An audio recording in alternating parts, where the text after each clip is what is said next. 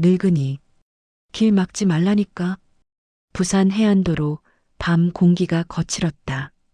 엔진 소리와 욕설이 섞여 울리고 네온빛 아래서 폭주족들이 노숙인을 밀쳐댔다. 사람들은 멀리서 보기만 했다. 아무도 나서지 않았다. 그때였다. 짧은 단발의 여자가 발걸음을 멈췄다. 트레이닝복 차림, 조용한 눈빛. 그러나 그 안엔 훈련된 냉정이 번쩍였다. 폭주족 하나가 그녀를 보고 비웃었다. 아줌마, 참견하지 말고 꺼져. 여자는 대답 대신 조용히 손목을 꺾었다. 순간 금속이 부딪히는 소리와 함께 한 남자가 바닥에 나뒹굴었다. 나머지 무리의 웃음이 사라졌다. 그녀는 노인을 일으켜 세우려다 손등의 깊은 흉터를 보고 멈칫했다. 가슴이 서늘해졌다. 그 흉터 예전에 자신을 구했던 그 상관의 손이었다. 설마 그녀의 입술이 떨렸다. 구독과 좋아요로 함께해 주세요. 오늘의 사연 지금 시작합니다. 바람이 식어갔다. 바닥에 나뒹군 헬멧이 둔하게 굴렀다. 여자는 노인의 어깨를 받치고 숨을 골랐다. 웃음소리가 다시 몰려왔다. 남은 폭주족들이 원을 좁혔다. 뭐야, 기술 좀 배웠네. 앞장선 청년이 이를 갈며 말했다. 입가엔 술 냄새가 짙었다. 근데 누굴 상대로 덤비는지나 알아야지. 여자는 노인 옆에 낮게 앉았다. 목소리는 조용했다. 저 뒤로 한 발만 물러서세요. 노인이 떨리는 숨을 토했다. 여자는 그의 손을 잡아 균형을 잡아줬다. 감각이 손등의 흉터에 다시 닿았다. 가슴 깊은 데서 오래된 기억이 꿈틀거렸다. 그러나 지금은 싸움의 순서가 먼저였다. 셋만 상대하겠다. 여자가 말했다. 청년들이 비웃었다. 도로 위로 발자국이 번졌다. 한 남자가 욕을 내뱉으며 달려들었다. 여자는 왼발을 조금 빼며 손목을 당겼다. 팔꿈치가 자연스럽게 돌아갔다. 짧은 비명. 청년이 무릎으로 떨어졌다. 바닥이 둔탁하게 울렸다. 여자는 시선을 들지 않았다. 시선은 늘 다음 위험을 본다. 가만히 지켜보던 또 다른 남자가 뒤에서 팔을 걸었다. 여자는 숨을 반 박자 늦췄다. 몸을 낮추고 중심을 깼다. 어깨가 틀어지며 팔이 헛돌았다. 상대의 손이 허공을 가르자 여자는 무릎으로 지면을 찍고 일어섰다. 팔꿈치가 상대의 가슴을 밀어냈다. 숨이 꺼지는 소리가 들렸다. 야, 그만해. 앞장선 청년이 외쳤다. 그러나 발은 멈추지 않았다. 곁에 서 있던 남자가 욕설과 함께 발을 휘둘렀다. 여자는 발목의 각도를 읽었다. 한 손으로 정강이를 막고 한 손으로 허리를 잡았다. 회전. 균형이 뒤집혔다. 몸이 허공에 떠올랐다가 바닥으로 떨어졌다. 짧은 신음. 고요. 사람들이 조금 더 가까이 다가왔다. 그러나 누구도 손을 내밀지는 않았다. 여자는 노인을 다시 세웠다. 노인의 숨은 가쁘지만 규칙을 되찾고 있었다. 여자는 낮게 물었다. 괜찮으세요? 어디가 제일 아프십니까? 노인이 입술을 적셨다. 괜찮아. 난 괜찮아. 앞장선 청년의 눈빛이 변했다. 허벅지에서 쇠막대가 반짝였다. 여자는 그 반짝임만으로 무게와 길이를 가늠했다. 사거리에 들어오면 반박자 앞서 들어가야 한다. 그 사이 노인의 발이 미끄러졌다. 여자는 반사적으로 팔을 뻗어 부축했다. 손등의 흉터가 다시 손바닥을 스쳤다. 오래 묵은 화상 자국. 그녀가 2번이나 잊지 못한 무늬. 심장이 잠깐 흔들렸다. 청년이 달려들었다. 쇠막대가 옆으로 휘둘러졌다. 뒤로. 여자가 짧게 말했다. 노인이 한 걸음 물러섰다. 여자는 상체를 낮추고 팔을 안으로 말아 넣었다. 쇠막대의 궤적이 어깨 위로 지나갔다. 발바닥이 땅을 밀었다. 여자의 손이 손목을 감고 들어갔다. 꺾임. 쇠막대가 떨어졌다. 금속이 찰칵 소리를 냈다. 청년의 무릎이 꺾였다. 경찰 오면 어쩔 거야. 옆에서 누군가 떨린 목소리로 말했다. 구경하던 남자가 핸드폰을 높이 들고 있었다. 화면의 빛이 파도처럼 흔들렸다. 여자는 청년의 손목을 놓았다. 시선을 앞장선 자의 눈에 고정했다. 지금 물러나면 다친 사람은 여기서 끝난다. 목소리는 낮았고 흔들리지 않았다. 청년의 턱이 꿈틀거렸다. 우릴 뭘로 보고. 그가 욕설을 내뱉으며 달려들었다. 여자는 그가 오른발을 먼저 뗀다는 걸 이미 알고 있었다. 오른발이 떠는 순간 그녀는 거리 안으로 한 걸음 파고들었다. 어깨와 어깨가 스쳤다. 팔이 그의 허리에 감겼다. 무게 중심이 무너졌다. 땅이 가까워졌다. 낙법을 모르는 몸은 바닥에 무르게 떨어지지 못한다. 둔탁한 충격이 번졌다. 청년이 신음했다. 침묵이 번졌다. 여자는 천천히 숨을 고르며 노인을 돌아봤다. 노인의 눈동자가 흔들렸다. 어둠 속에서도 눈물이 반짝였다. 그 눈빛은 낯설지 않았다. 먼 사막에서 바람을 거슬러 오던 새벽의 눈빛. 연기 냄새와 모래가 섞이던 순간의 눈빛. 여자는 혀끝이 마르는 것을 느꼈다. 잠시만요. 여기 앉으세요. 여자가 말했다. 노인은 고개를 끄덕였다. 여자는 자신의 잠바를 벗어 노인의 등에 둘렀다. 체온이 느리게 전해졌다. 전투는 끝나지 않았다. 그러나 지금 해야 할 일은 보호였다. 형님, 도망치자. 뒤쪽에서 낮은 속삭임이 흘렀다. 몇 명이 헬멧을 챙겼다. 한 명이 핸드폰을 꺼내 들었다. 화면에 무언가를 찍듯이 들이댔다. 여자는 시선을 잠시 그쪽으로 옮겼다. 그 틈에 앞장선 청년이 몸을 일으켰다. 분노가 다시 피어오르는 얼굴이었다. 끝까지 가보자고. 그가 다가왔다. 여자는 발끝을 모으고 다시 벌렸다. 땅을 밟는 각도를 맞췄다. 손은 열리지도 움켜쥐지도 않았다. 힘은 항상 중심에 둔다. 그녀가 배운 첫 번째 규칙이었다. 왜 나섭니까? 청년이 이를 갈며 물었다. 여자는 답하지 않았다. 질문의 칼날은 대개 시간을 끈다.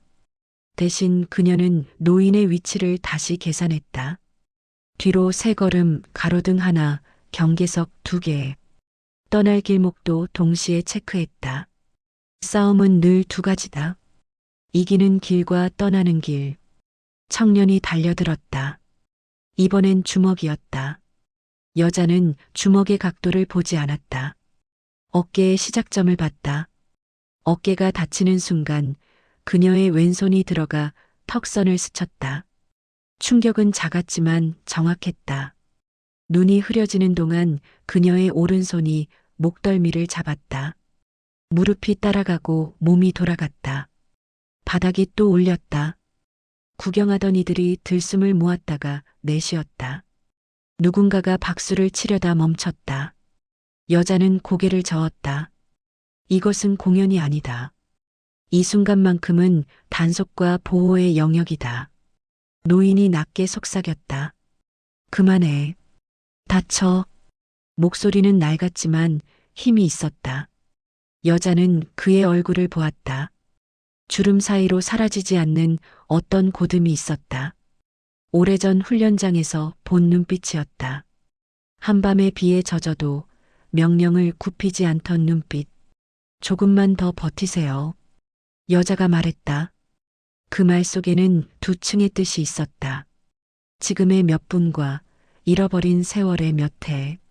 멀리서 사이렌 소리가 미약하게 들려왔다. 청년들의 어깨가 흔들렸다.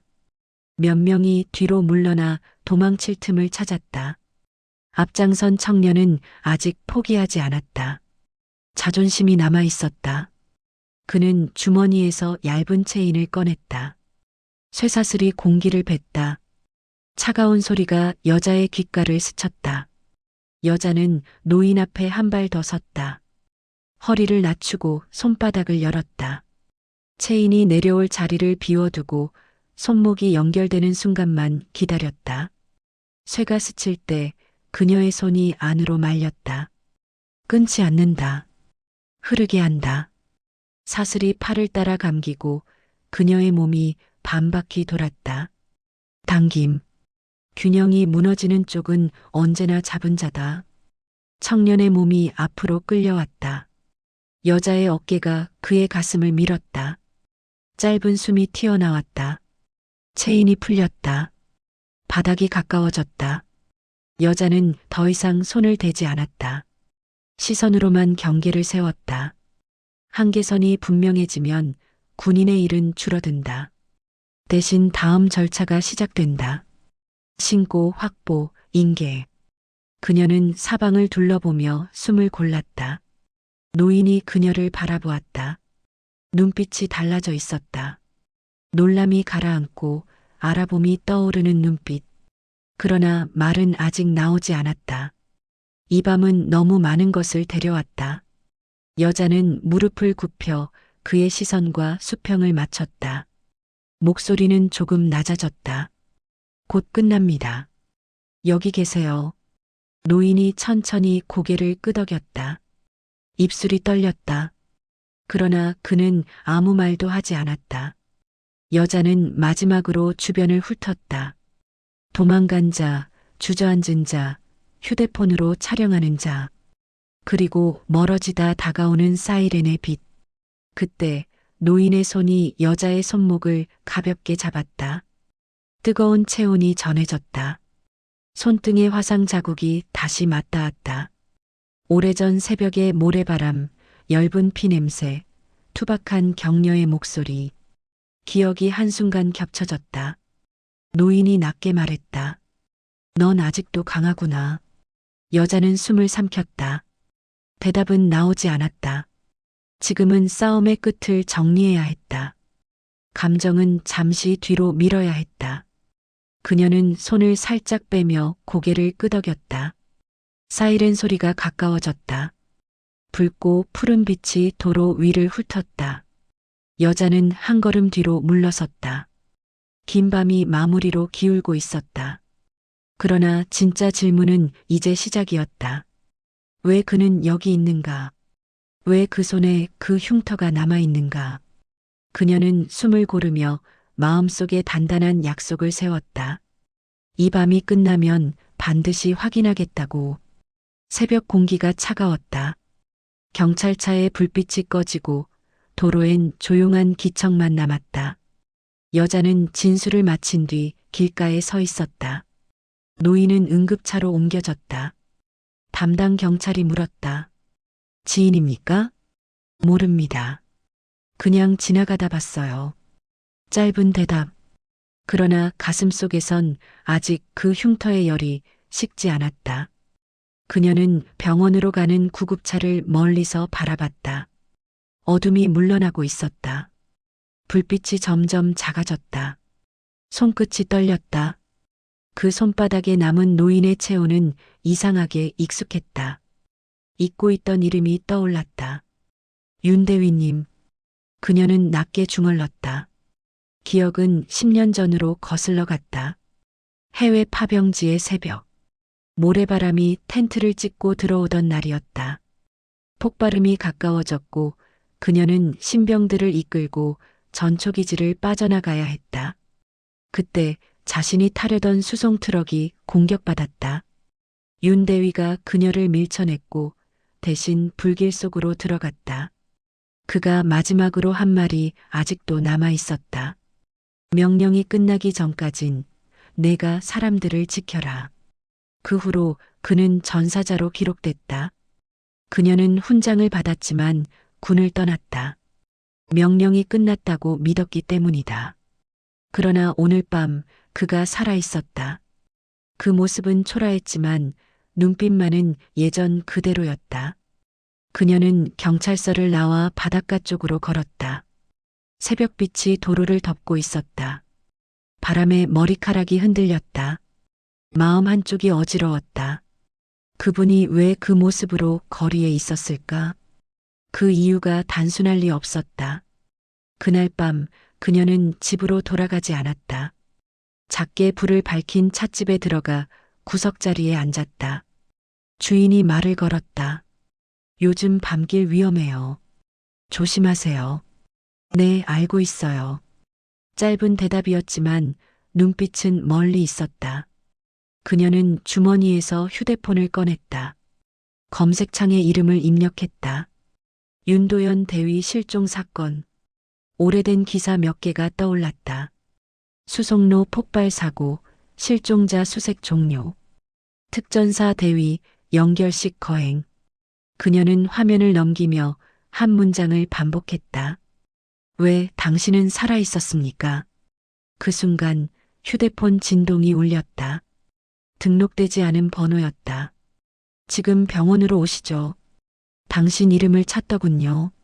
낯선 남자의 음성 메시지였다. 숨이 잠시 멎었다. 그녀는 자리에서 일어났다. 계산을 마치고 밖으로 나왔다. 길 위엔 이른 출근차들이 지나가고 있었다. 바람에 차가운 물 냄새가 섞여 있었다. 병원 로비에 도착했을 때 구급차는 이미 도착해 있었다. 접수창구 옆에는 담당 경찰이 서 있었다. 그녀를 보자 고개를 끄덕였다. 그분이 깨어나셨어요. 이름을 부르시더군요. 이정아 씨 맞죠? 네. 그녀는 목소리를 낮췄다. 많이 다치셨나요? 큰 부상은 없어요. 피로 누적과 탈수 정도입니다.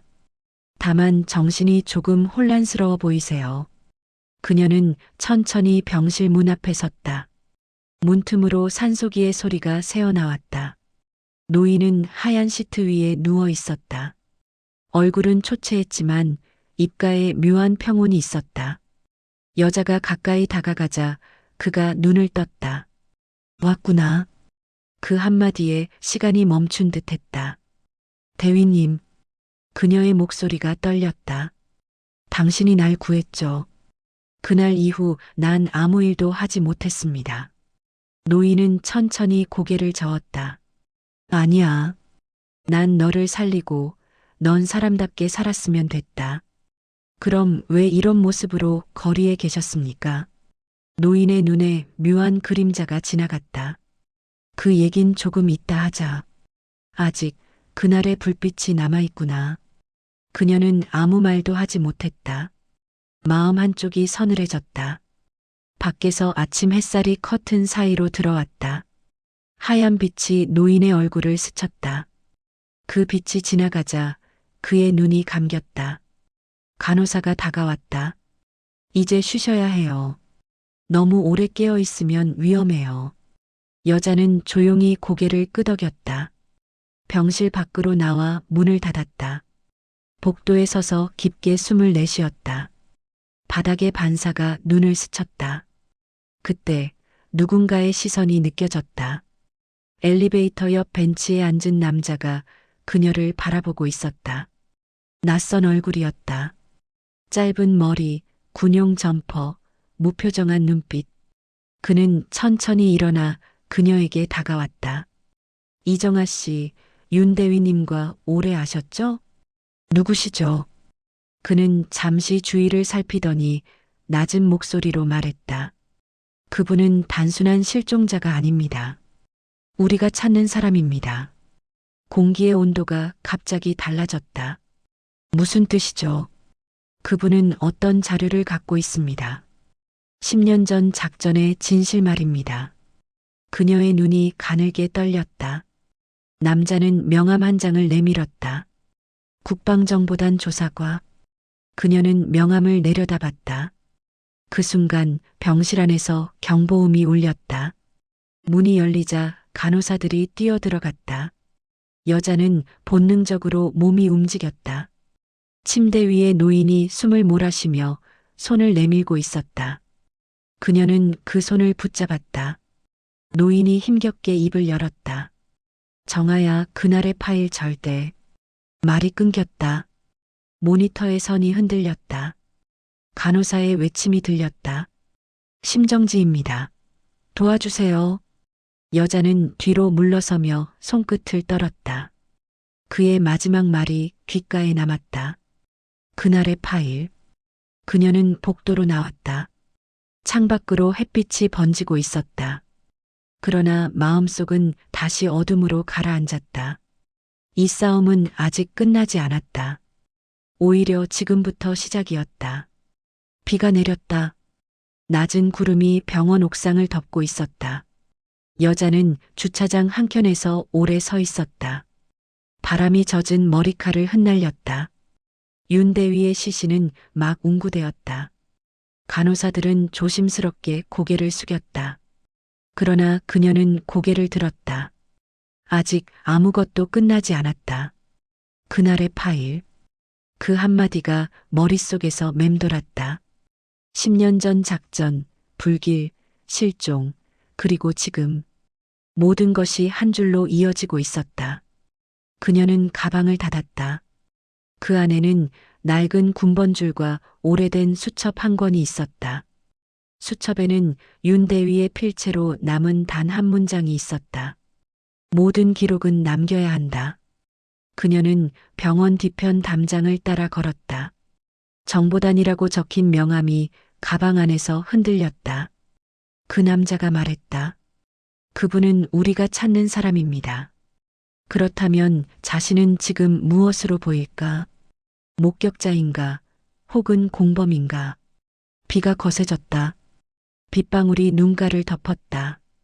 머리 위 가로등 불빛이 희미해졌다. 그때 뒤에서 발자국 소리가 들렸다. 여자가 돌아섰다. 같은 남자였다. 병원 복도에서 명함을 내밀던 그 사람. 이정아 씨, 잠깐만. 무슨 일입니까? 윤대위님이 남긴 말을 더 듣고 싶지 않습니까? 그의 말투엔 여유가 있었다. 여자는 눈을 가늘게 떴다. 무슨 소리를 하시죠? 그분은 죽기 전에 당신에게 뭔가를 맡기려 했습니다. 파일이죠. 그걸 찾는 건 우리뿐만이 아닙니다. 남자는 포켓에서 작은 봉투를 꺼냈다. 안에는 사진 한 장이 있었다.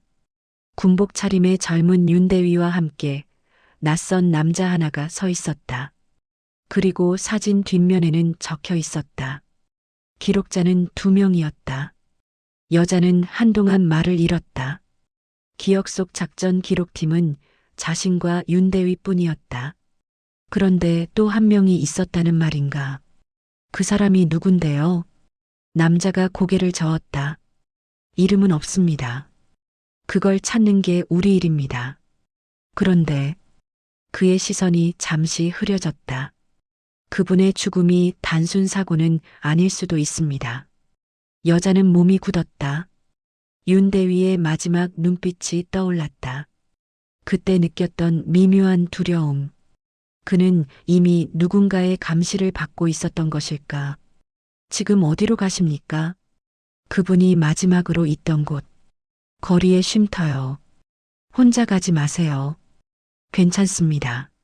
내가 다루던 건 총보다 사람의 마음이었으니까요. 그녀는 뒤돌아 걸었다. 남자는 한숨을 쉬며 따라오지 않았다. 빗물 속에서 그녀의 발소리가 작게 울렸다. 쉼터는 오래된 골목 끝에 있었다. 벽에 도시 희망복지센터라고 적혀 있었다. 문은 닫혀 있었다. 그러나 창문 틈으로 희미한 불빛이 새어나왔다. 여자가 문을 두드렸다. 안에서 노파의 목소리가 들렸다. 누구요? 윤도현 대위님을 찾아왔습니다. 잠시 정적. 그리고 노파의 낮은 숨소리. 그분은 여기서 봉사하셨죠. 밤 나르기도 하고 잠자리도 챙기고. 근데 어제부터 누가 자꾸 찾아왔어요. 누가요? 검은 옷 입은 남자들이요.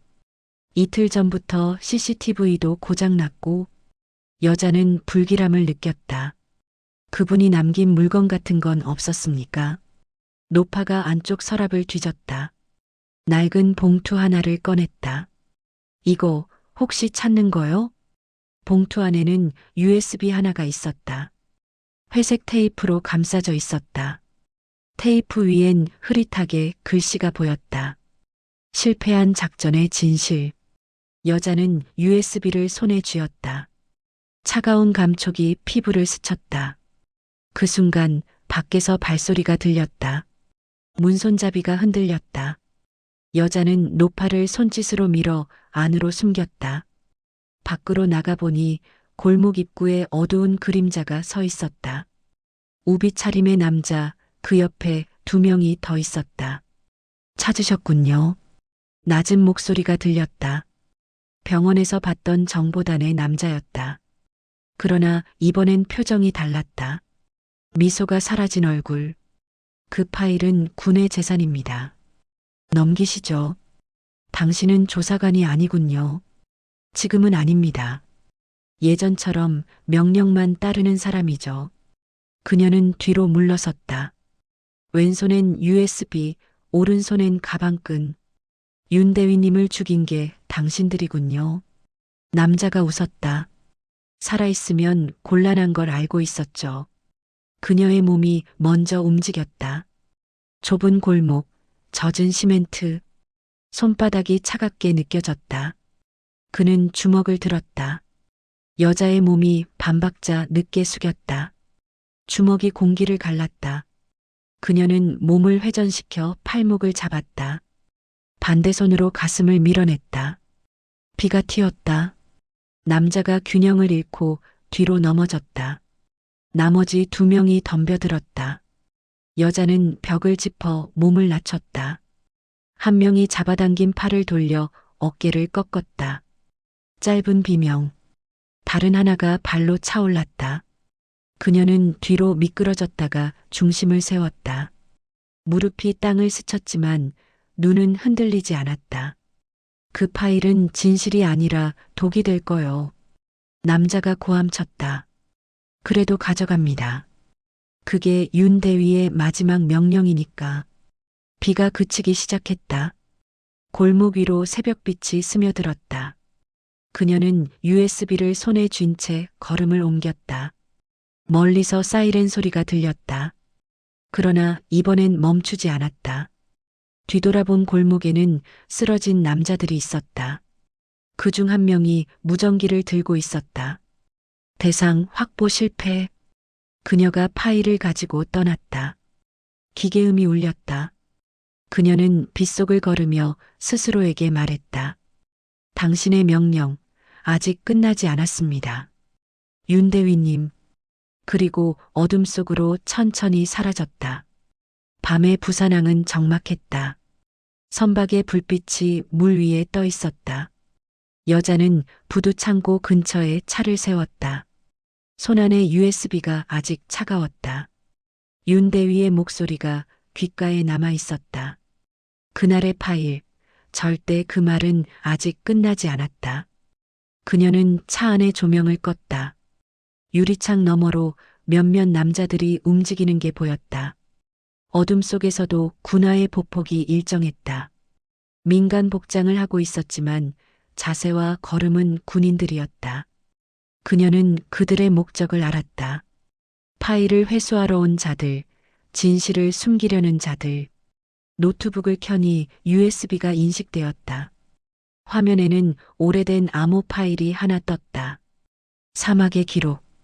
비밀번호를 입력하라는 창이 떴다. 그녀는 손가락을 멈췄다.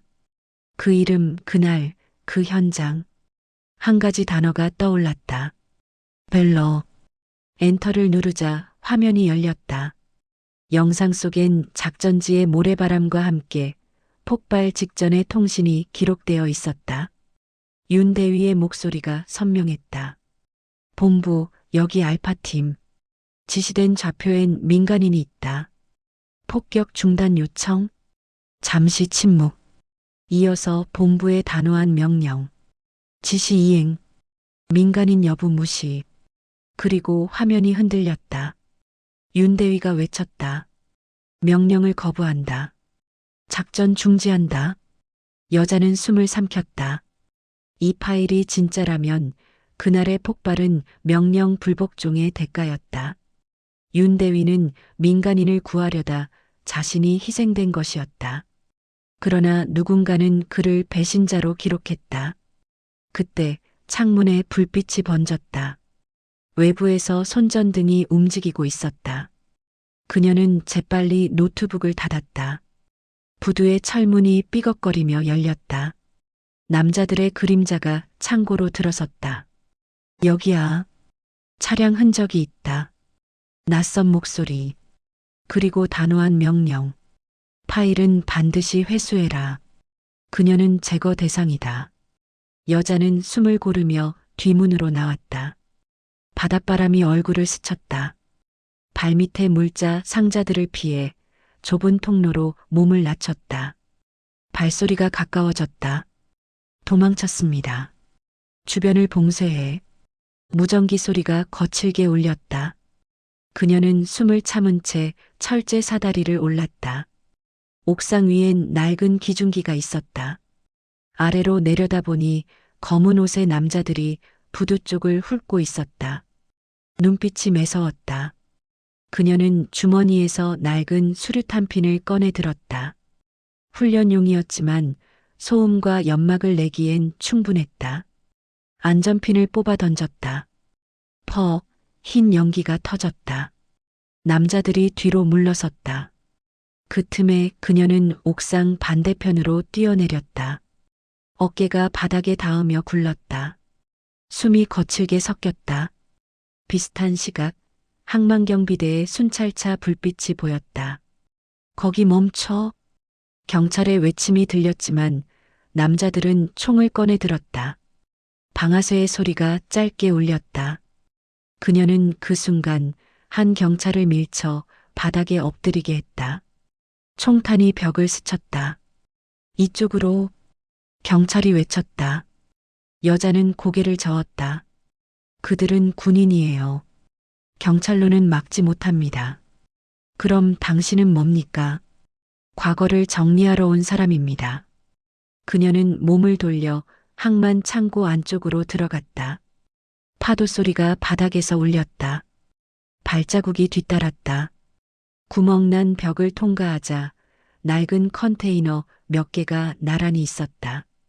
그녀는 숨을 고르며 USB를 코트 안주머니 깊숙이 넣었다. 총성이 다시 울렸다. 금속 벽에 스파크가 튀었다.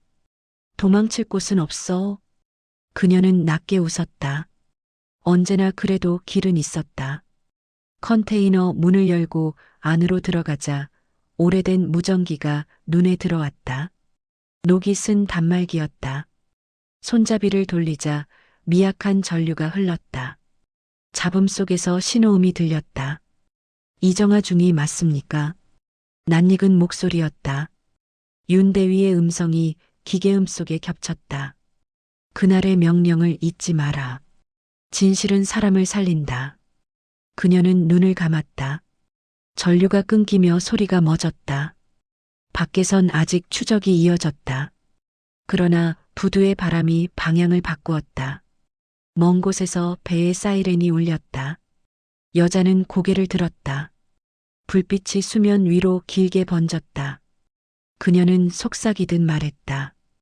윤대위님, 이번엔 제가 끝내겠습니다. 그녀는 벽 틈으로 몸을 숨기고 다시 걸음을 옮겼다. 뒤에서 누군가 무전기로 외쳤다. 대상 놓쳤다.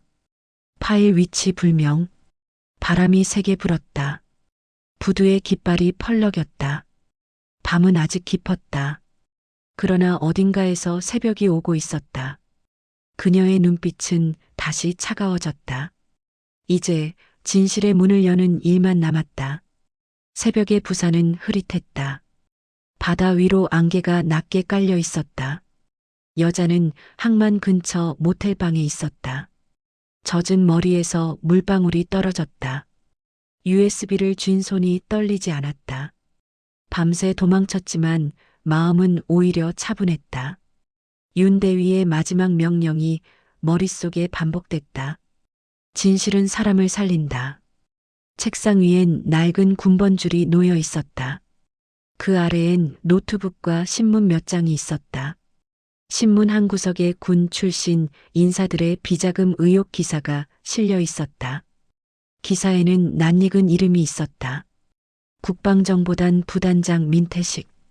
병원에서 자신을 찾아온 그 남자였다. 그녀는 짧게 숨을 내쉬었다. 퍼즐이 맞춰지고 있었다. 그녀는 노트북을 열고 USB를 꽂았다.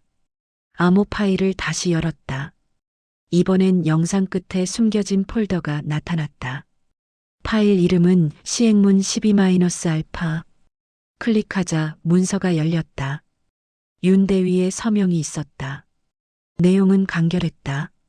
본 작전은 민간인 구조 요청 무시로 인한 민간 피해 발생, 지휘 명령권 남용, 증거 기록 보관을 요청함. 그녀는 손으로 입을 가렸다. 윤대위는 상부의 불법 명령을 기록했고 그 때문에 제거된 것이다. 문서 하단에는 좌표 한 줄이 있었다. 부산 해군 제7보관소. 여자는 눈을 들었다. 그곳은 지금도 군 관리 구역이었다. 진실을 세상에 내놓으려면 그 좌표의 원본 자료가 필요했다. 윤대위의 희생을 마무리할 수 있는 마지막 열쇠였다.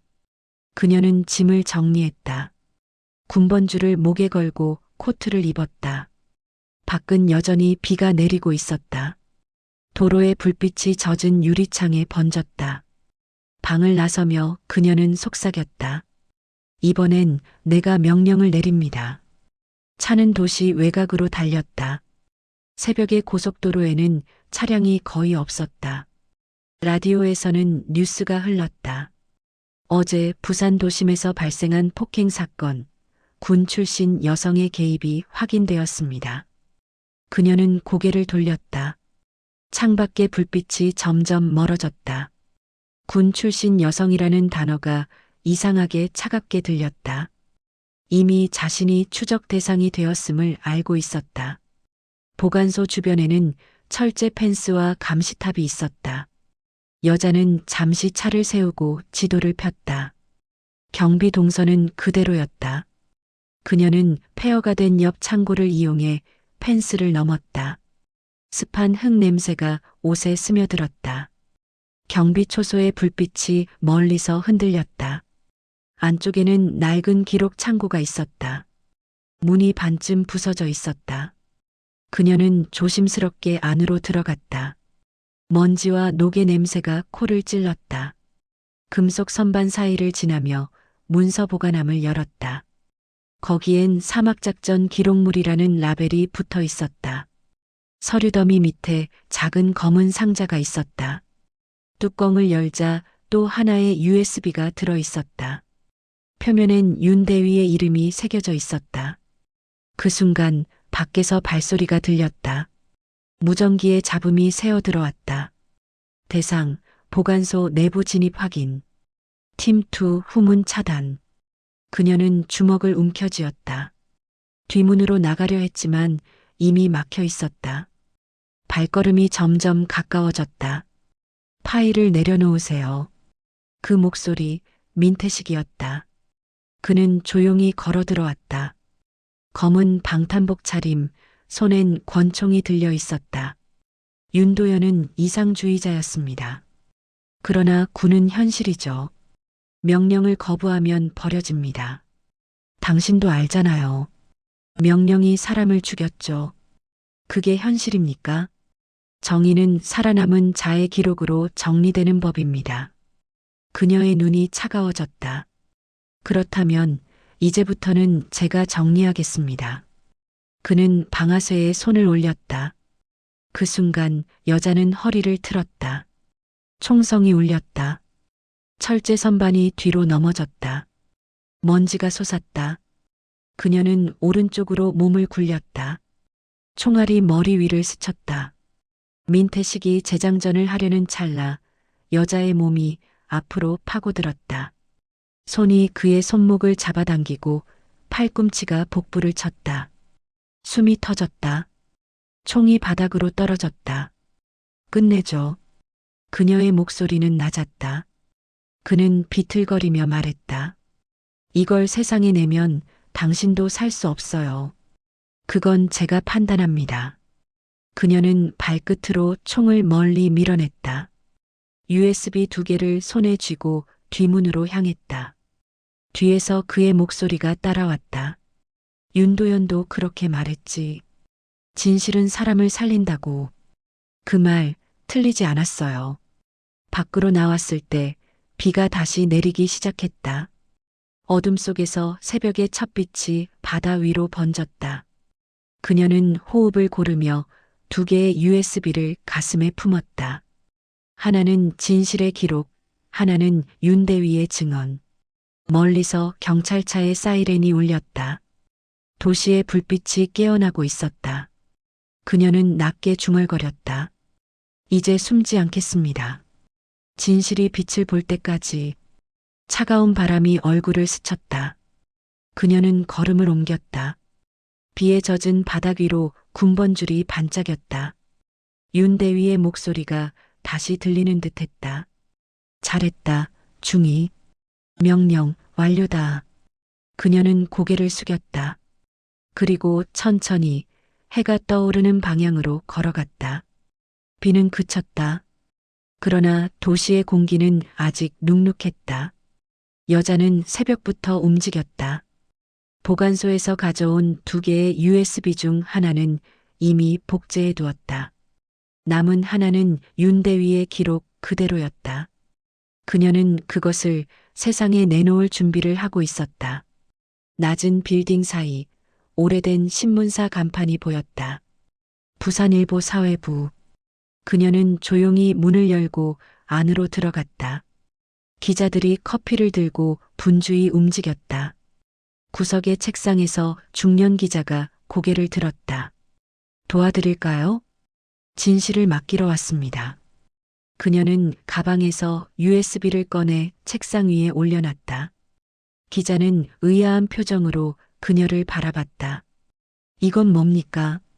10년 전 민간인 학살이 있었던 사막작전의 원본 파일입니다. 그리고 그 명령의 주체가 누군지 보여줄 증거입니다. 기자의 얼굴이 굳어졌다. 그는 자리에서 일어나 사무실 문을 잠갔다. 이런 자료를 들고 오면 위험해집니다. 출처를 말해주실 수 있습니까? 윤도현 대위님입니다. 전 그분의 부하였습니다. 기자의 눈빛이 흔들렸다. 그분은 전사하신 걸로 알고 있는데요. 살아계셨습니다. 하지만 진실을 전하려던 순간 또다시 사라지셨죠. 기자는 깊은 숨을 내쉬었다. 확인할 시간이 필요합니다. 빠를수록 좋습니다. 그들은 이미 움직이고 있습니다. 그녀는 책상 옆 벽시계를 봤다. 시침이 오전 9시를 가리켰다. 바깥 거리엔 이미 출근 차량이 붐비고 있었다. 기자가 USB를 노트북에 꽂았다. 화면에 영상이 뜨자 그는 손을 멈췄다. 윤대위의 목소리가 스피커에서 흘러나왔다. 본부, 폭격 중단 요청. 민간인이 있다. 기자는 숨을 삼켰다. 눈빛이 서서히 달라졌다. 이건 그냥 사건이 아닙니다. 국가 차원의 은폐입니다. 그 순간 창문 너머로 그림자가 스쳤다. 유리창에 검은 점 하나가 번쩍였다. 여자의 감각이 먼저 반응했다. 고개 숙이세요. 순간 유리가 산산조각 났다. 총탄이 책상을 스쳤다. 기자가 바닥으로 몸을 던졌다. 여자는 벽 쪽으로 굴러 노트북을 감쌌다.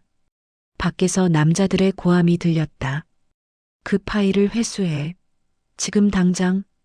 그녀는 USB를 노트북에서 뽑아 품에 넣었다. 기자가 떨리는 목소리로 물었다. 이게 무슨 일이죠? 그들이 진실을 두려워하는 이유를 곧 알게 될 겁니다. 여자는 출입문 옆 창고문을 열었다. 좁은 복도가 이어졌다. 기자를 바라봤다. 뒤쪽 계단으로 나가세요. 제가 시간을 벌겠습니다. 그럼 당신은요? 그건 제 임무입니다. 문이 닫히자 총성이 이어졌다. 여자는 낮게 몸을 낮추며 옆문으로 빠져나왔다. 복도의 끝에 비상구가 보였다. 창문 밖으로 밧줄 같은 간판줄이 내려와 있었다. 그녀는 몸을 기울여 줄을 잡았다. 미끄러지듯 지상으로 내려왔다. 도로로 뛰어내리자 차들이 경적을 울렸다. 뒤쪽 건물에서 검은 옷의 남자 둘이 뛰어내렸다. 여자는 시장 골목으로 몸을 숨겼다. 사람들의 발걸음이 복잡하게 섞였다. 가게 셔터 사이로 스치는 바람에 매캐한 냄새가 섞여 있었다. 그녀는 호흡을 가다듬었다. 민태식은 아직 끝나지 않았다. 생각이 정리될수록 눈빛이 맑아졌다. 그녀는 휴대폰을 꺼내 기자에게 문자를 보냈다. 백업은 하셨죠? 뉴스로 내보내세요. 전 따로 움직이겠습니다. 휴대폰 진동이 짧게 울렸다. 기자의 답장이 도착했다. 지금 편집국으로 넘깁니다. 조심하세요. 그녀는 폰을 껐다. 이젠 다시 숨어서 싸워야 했다. 골목 끝으로 걸어 나오자 하늘이 조금 밝아지고 있었다. 비냄새 대신 짠 바다 냄새가 스며들었다. 사람들 틈을 지나며 그녀는 생각했다. 윤대위님, 이제 세상이 알게 될 겁니다. 당신이 버린 목숨이 왜 필요한 희생이었는지. 그 순간 거리 전광판이 번쩍였다. 속보 자막이 흘렀다. 특전사 출신 여성, 불법 작전 파일 폭로 의혹. 그녀는 입술을 깨물었다. 예상했던 일. 세상은 아직 준비되지 않았다. 하지만 이미 진실은 퍼지고 있었다. 그녀는 코트를 여미고 고개를 들었다. 구름 사이로 햇살 한 줄이 내려왔다. 윤대위의 목소리가 다시 귓가에서 울렸다. 명령은 끝났다. 이제 선택은 내 몫이다. 그녀는 대답 대신 조용히 걸었다. 멀리서 경찰차가 접근하는 소리가 들렸다. 사람들은 길을 비켰다. 그녀는 다시 골목 안으로 몸을 숨겼다. 어둠과 빛 사이 목에 걸린 군번줄이 미묘하게 흔들렸다. 도시는 깨어나고 있었다. 진실은 이제 멈출 수 없었다. 도시는 낯빛으로 가득했다. 그러나 여자의 마음은 여전히 긴 밤 속에 있었다. 뉴스마다 그녀의 이름을 언급하고 있었다. 전직여군, 불법군 작전 폭로, 군 비밀 자료 탈취 사건. 그녀의 얼굴은 흐릿하게 모자이크된 채 방송됐다. 그녀는 폐건물 옥상에 앉아 있었다. 머리 위로 헬기 소리가 멀어졌다. 손에는 윤대위의 군번줄과 USB가 함께 있었다. 햇빛이 그것들을 번갈아 비췄다. 휴대폰에 메시지가 떴다. 이정아 씨, 아직 끝나지 않았습니다. 민태식이 언론을 압박 중입니다. 위치를 노출하지 마세요. 보낸 사람은 신문사 기자였다. 그녀는 화면을 꺼냈다. 이제 숨어 있기보다 맞서야 했다. 윤대위가 지킨 건 단지 기록이 아니라 사람의 양심이었다. 그녀는 USB를 주머니 깊숙이 넣었다. 그리고 또 하나의 봉투를 꺼냈다. 윤대위가 남긴 유언장 형태의 메모였다. 진실은 혼자서는 살아남지 못한다. 누군가는 들고 누군가는 퍼뜨려야 한다. 그 문장을 읽는 순간 옥상 아래에서 차가 멈췄다. 문이 열리고 익숙한 목소리가 울렸다. 찾았군요, 이정아 씨. 민태식이었다. 검은 양복 차림, 그 옆에는 2명의 무장 요원이 있었다. 그는 총을 내리지 않았다. 대신 손에 서류 하나를 들고 있었다. 이건 당신의 체포 영장입니다. 국가기밀 누설죄, 군사기지 침입, 공무상 비밀 유출. 죄목은 충분하죠. 그게 다입니까? 그녀의 목소리는 낮았지만 또렷했다. 윤대위를 죽게 만든 명령은 빠졌네요. 민태식의 눈빛이 차가워졌다. 그건 명령이 아니라 통제였습니다. 통제하지 않으면 군은 무너집니다. 군이 아니라 양심이 무너졌죠. 요원 하나가 앞으로 나왔다. 총구가 여자를 향했다. 순간 바람이 불었다. 그녀는 고개를 숙였다. 하늘 위에서 드론 소리가 울렸다. 그 소리는 점점 커졌다. 민태식의 부하가 놀라 고개를 들었다. 그 순간 드론에서 조명이 터졌다. 하얀 빛이 사방을 덮었다. 빛 아래서 무전기가 울렸다.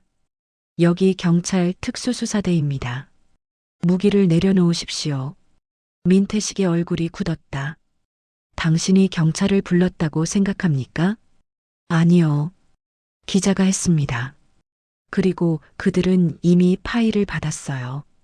민태식이 비틀거렸다. 그럴 리가. 그녀는 조용히 말했다. 윤 대위의 진실은 이제 제 손을 떠났습니다. 요원들이 서로를 바라봤다. 경찰의 조명이 점점 좁혀왔다. 민태식은 주먹을 쥐었다.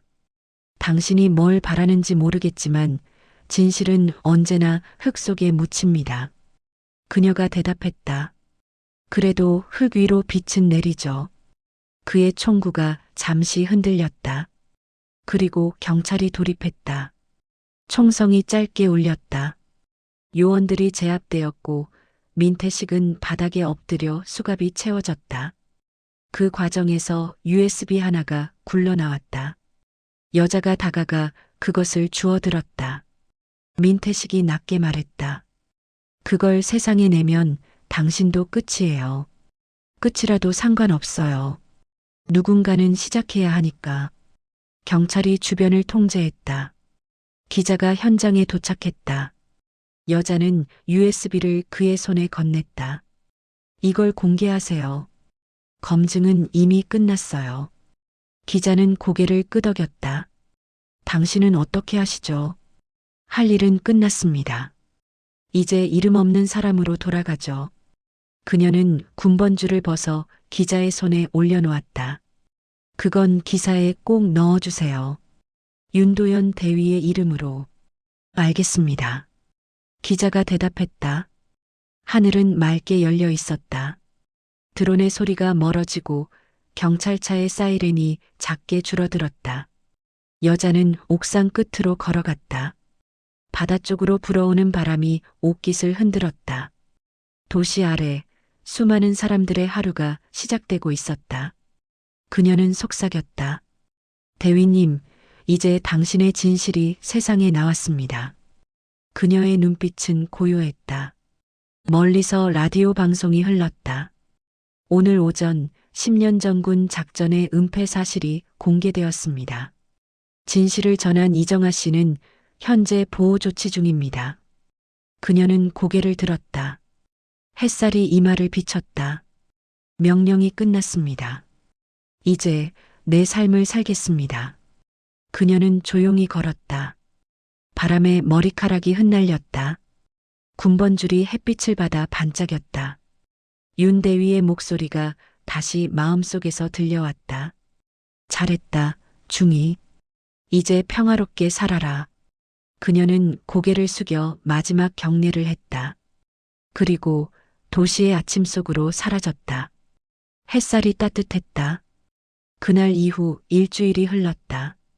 도시는 여전히 분주했지만 여자의 하루는 달라져 있었다. 이정아는 남포동의 작은 카페에서 커피를 내리고 있었다. 손끝의 움직임은 조용했지만 마음은 평온했다. 유리창 너머로는 바다가 보였다. 부서진 파도 소리가 먼 데서 들려왔다. 신문대 위에는 오늘자 헤드라인이 펼쳐져 있었다. 10년 만에 드러난 사막작전의 진실. 양심을 선택한 전직 여군, 정의의 증언자. 그 아래에는 윤도현 대위의 이름이 또렷이 적혀 있었다. 그녀는 그 이름을 손끝으로 가볍게 쓸어내렸다. 이제 잊히지 않으시겠네요. 혼잣말처럼 속삭였다. 문이 열리고 기자가 들어왔다. 처음 그녀에게서 파일을 받았던 그 남자였다. 그는 따뜻한 미소를 지었다. 잘 지내십니까? 이정아 씨. 덕분에요. 커피라도 드릴까요? 좋죠. 오늘은 평범한 이야기를 하고 싶어서요. 그녀는 잔을 내리며 웃었다. 이젠 그런 이야기만 하고 싶네요. 기자가 자리에 앉아 커피를 한 모금 마셨다. 세상이 조금은 바뀌었습니다. 군 내부에서도 재조사 명령이 내려졌어요. 민태식 부단장은 구속됐고요. 그녀는 고개를 끄덕였다. 윤 대위님이 기뻐하시겠네요. 그분이 바란 게 바로 이거였으니까요. 하지만 여전히 당신을 의심하는 사람들도 있습니다. 괜찮아요. 진실이란 건 결국 시간이 증명하니까요. 잠시 정적이 흘렀다. 그녀는 창밖을 바라봤다. 거리에는 학생들과 가족들이 오가고 있었다. 그날 이후 처음으로 평화로워요. 그녀가 말했다. 그래서 앞으로는 뭘 하실 겁니까? 기자가 물었다. 다시 군으로 돌아가진 않을 겁니다. 대신 누군가를 지키는 일을 하겠죠. 이름 없이 조용히. 그게 당신다운 답변이네요. 그는 웃었다. 그때 카페 문이 또 열렸다. 노인이 들어왔다. 낡은 모자를 눌러 쓴 채 천천히 걸었다. 여자는 고개를 들었다. 낯익은 걸음, 낯익은 표정. 이정아 중이. 그 목소리에 그녀는 놀라 눈을 떴다. 대위님? 그녀는 자리에서 일어섰다. 노인은 웃었다. 운명은 참 즐기더군. 날 살린 건 내 덕분이었어. 그럼 병원에서 그날은 잠시 숨을 멈춘 것뿐이었지. 다행히 기자 덕에 치료받을 수 있었어. 이정아는 잠시 말을 잃었다. 눈가가 젖었다.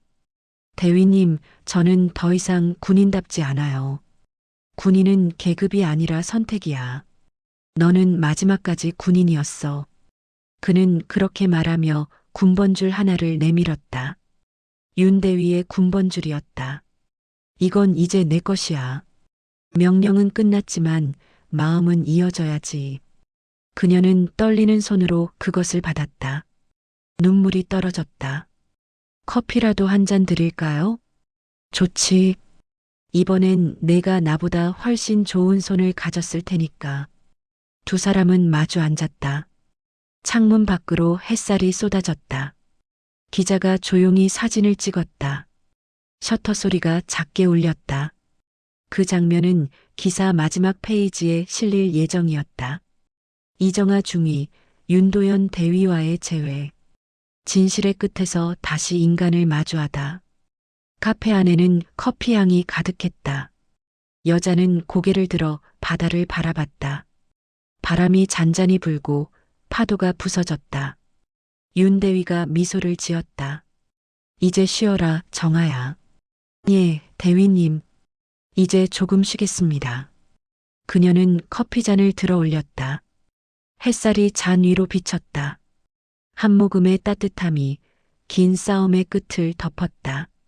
봄비가 내렸다. 미세한 안개가 바다를 덮고 도시의 골목마다 물방울이 고였다. 카페 창문을 타고 흐르는 빗줄기를 보며 이정아는 조용히 컵을 닦았다. 사람들의 발걸음이 분주했다. 어느새 카페는 동네의 쉼터가 되어 있었다. 문이 열리고 기자가 들어왔다. 손에는 작은 봉투가 들려 있었다. 편지가 왔어요. 국방부에서요. 그녀는 잠시 손을 멈췄다. 기자가 봉투를 내밀었다. 당신의 복무 기록이 정정됐습니다.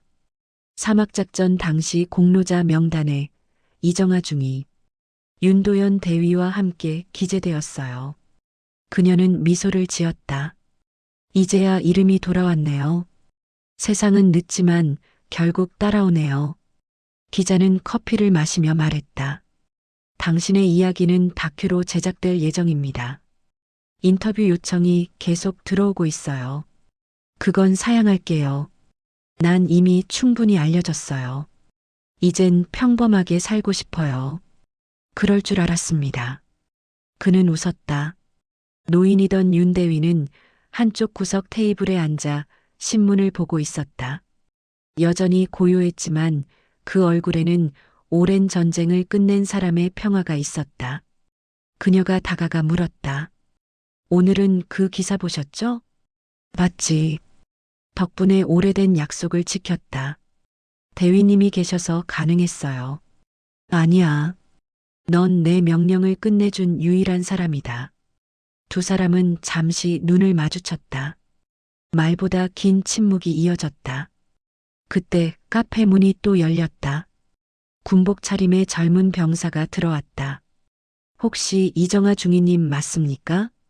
지금은 그냥 사장님입니다. 병사가 경례를 했다. 저희 부대에선 중위님의 이야기가 전설처럼 전해집니다. 약자를 지키는 군인, 윤도현 대위의 명령을 이어받은 사람이라고요. 그녀는 잠시 웃었다. 그럼 그 이야기를 잊지 말아요. 진짜 군인은 싸움보다 지켜야 할 걸 기억하는 사람이니까. 명심하겠습니다. 병사는 경례를 하고 나갔다. 윤대위가 미소를 지었다. 세상은 변하네. 내가 한 선택이 누군가의 기준이 되었다. 그럼 이제 제 차례네요. 더 이상 싸움이 아닌 기억으로 남게요. 그녀는 창문 밖을 바라봤다. 빗방울이 떨어져 도로 위에서 퍼졌다. 그 안에 하얀 빛이 비쳤다. 대위님, 전 가끔 두려워요. 정의를 말하면 또 싸움이 생길까봐. 두려운 게 당연하지. 하지만 그걸 인정하면 사람이지. 정의는 완전한 사람이 아니라 멈추지 않는 사람이 만드는 거야. 그 말에 그녀는 고개를 숙였다. 언제나 같은 목소리네요. 명령이 아니라 믿음이지. 비가 잦아들었다. 라디오에서 음악이 흘러나왔다. 우리는 잊지 않으리. 조용한 피아노 선율이었다. 윤대위가 신문을 접으며 자리에서 일어났다. 이젠 나도 떠나야겠군. 어디로요? 오래된 동료들이 기다리고 있는 곳으로. 그녀는 미소를 지었다. 대위님 고맙습니다. 끝까지 함께 해주셔서. 고맙긴. 이제 내가 내 명령을 대신 전할 차례야. 그는 문을 열고 빗속으로 나섰다. 창가에 남은 군번줄이 조용히 흔들렸다. 여자가 그것을 손에 쥐었다. 그녀는 눈을 감았다. 윤대위의 마지막 말이 귓가에 울렸다. 진실은 사람을 살린다. 그녀는 군번줄을 카운터 위에 걸어두었다. 카페 문 위에 달린 작은 명패가 바람에 흔들렸다. 카페 윤평화를 기억하는 자리. 손님이 들어왔다. 그녀는 미소 지으며 말했다. 어서 오세요. 오늘은 어떤 커피로 따뜻하게 해드릴까요? 창밖에 빗줄기가 멎었다. 하늘 사이로 빛이 비쳤다. 그녀는 조용히 눈을 들었다. 윤대위가 말하던 문장이 다시 떠올랐다. 강한 건 변하지 않는 마음이다. 그녀의 입술이 미소를 그렸다. 그리고 그 미소는 다시 시작되는 하루로 번져갔다.